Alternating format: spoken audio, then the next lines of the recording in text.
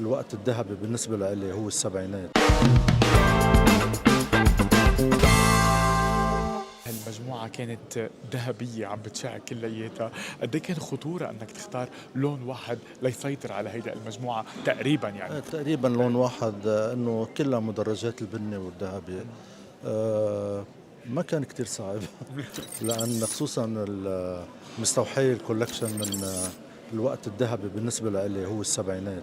والسيلواتات كانوا كتير بيريحوا الجليات الطوال، يعني فستان فوق جيليه فوق.